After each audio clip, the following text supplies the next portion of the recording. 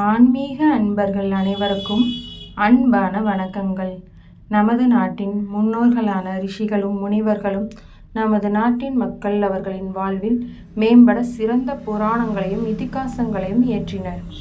அதில் வாழ்விற்கு மேன்மை எடுக்கும் கருத்துக்கள் பல இருந்தாலும் அந்த இதிகாச புராணங்களில் இருக்கும் சில கதைகளின் உண்மை என்ன பின்னணி தெரியாமல் பெரும்பாலான மக்கள் இருக்கின்றனர். அப்படியான ஒரு கதைதான் தசரத மகாராஜா 60,000 பெண்களை மணந்து கொண்டதாக கூறப்படும் சம்பவம்.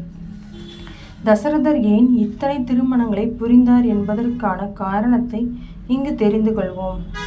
வேத காலத்தில் காட்டில் ஆசிரமத்தில் தங்கியிருந்த ஜமத்க்னி முனிவர் சிறந்த தவ ஆற்றல் கொண்டவராக இருந்தார். அந்த ஆற்றலின் மூலமாக சொர்க்கலோக பசுவான காமதேனுவை தனது ஆசிரமத்தில் வளர்த்து வந்தார். அதை கண்ட மன்னன் கார்த்தவீர்யாஜுனன் அந்த காமதேனுவை தனக்கு தருமாறும் அதற்கு இணையான செல்வத்தை தான் தருவதாகவும் ஜமத்க்னி முனிவரின் கூறினான். அதற்கு ஜமத்க்னி முனிவர் மறுப்பு தெரிவிக்க அதை அவரிடமிருந்து பறித்துச் சென்றான் கார்த்தவீர்யாஜுனன். இதை கேள்விப்பட்ட ஜமத்க்னியின் தவ புதல்வரும் மகாவிஷ்ணுவின் அவதாரமான பரசுராமர் கார்த்தவீர்யார்ஜுனனுடன் போரிட்டு அவனை கொன்று அந்த காமதேனு பசுவை மீட்டு வந்து தனது தந்தை ஜமத்க்னியிடம் ஒப்படைத்தார். கார்த்தவீர்யார்ஜுனன் கொல்லப்பட்டதற்கு பழிக்கு பழியாக அவரது 3 புதல்வர்கள் பரசுராமரின் தந்தையான ஜமத்க்னி முனிவரை 21 முறை வாளால் வெட்டி கொன்றனர். இதனால் கோபத்தின் உச்சத்திற்கு சென்ற பரசுராமர் அந்த 3 மகன்களையும் மற்றும் அவனது படைகளையும் சிவபெருமான் தனக்கு அளித்த கோடாரி மூலம் வெட்டி வீழ்த்தினார்.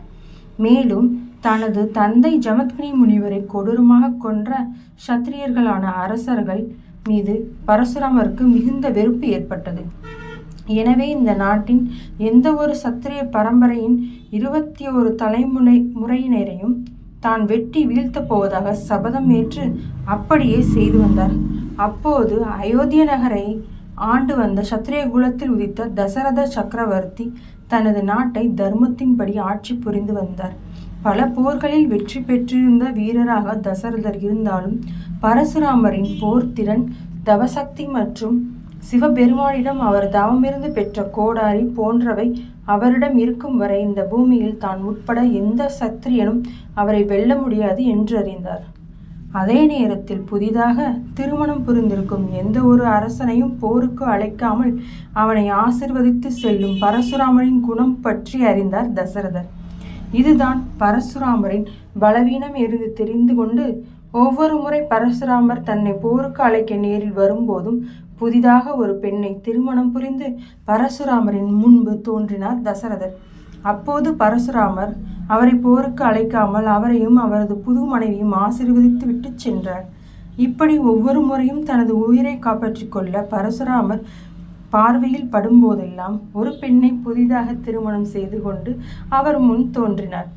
தனது நாட்டு மக்களுக்கு அரசனாக சேவை செய்யும் பொருட்டு தான் உயிருடன் இருக்க வேண்டிய அவசியத்திலே தசரத சக்கரவர்த்தி இத்தனை திருமணம் புரிந்தாரே அன்றி சுகங்கள் அனுபவிக்கும் எண்ணத்தினால் அல்ல. எனவே நமது புராணங்களையும் இதிகாசங்களையும் ஆழ்ந்து படிக்காமல் மேலோட்டமாக சில விஷயங்களை தெரிந்து கொண்டு அத்தகைய காப்பியங்களை கேலி செய்வது மிகவும் தவறாகும். நன்றி.